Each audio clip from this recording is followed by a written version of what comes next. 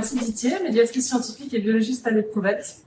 Grégory Reich, responsable du laboratoire des bactériophages et de la phagothérapie au CHUV. Et puis nous sommes là tous les deux pour vous parler de bactériophages et de phagothérapie.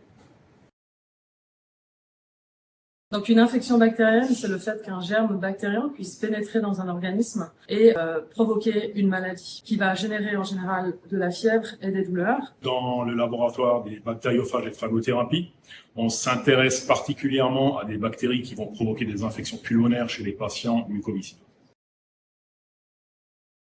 Les outils thérapeutiques qu'on a à disposition vont être les antibiotiques. Et dans le cadre de résistance ou d'inefficacité des antibiotiques, des stratégies complémentaires sont en cours de recherche, et notamment par l'utilisation des bactériophages.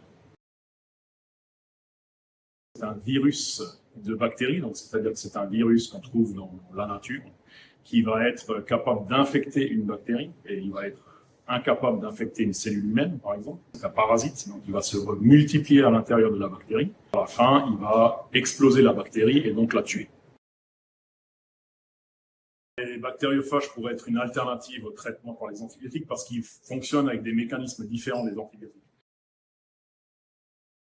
Ils peuvent devenir résistantes aux bactériophages comme aux antibiotiques.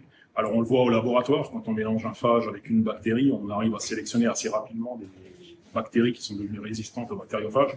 C'est pourquoi on va utiliser les bactériophages, notamment en combinaison avec des antibiotiques. On ne va pas les utiliser seuls. Et on peut éventuellement aussi penser à utiliser plusieurs bactériophages ensemble, les administrant aux patients un après l'autre. La recherche sur les bactériophages et la phagothérapie progresse énormément depuis une dizaine d'années, je dirais. Ici, en Suisse, on a eu la chance, en mars 2021, de pouvoir ouvrir le laboratoire où on se trouve pour vraiment produire les bactériophages dans les règles de ce qu'on appelle les bonnes pratiques de fabrication.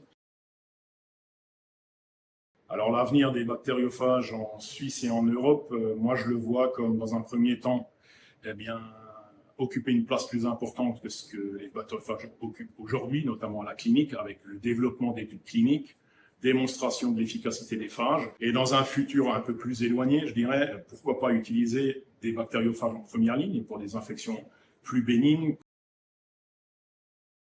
Si ce sujet vous intéresse et que vous voulez en connaître un petit peu plus, mettre la main à la pâte, rejoignez-nous à l'Éprouvette et participez à l'atelier Phage Bac. Merci et puis à bientôt.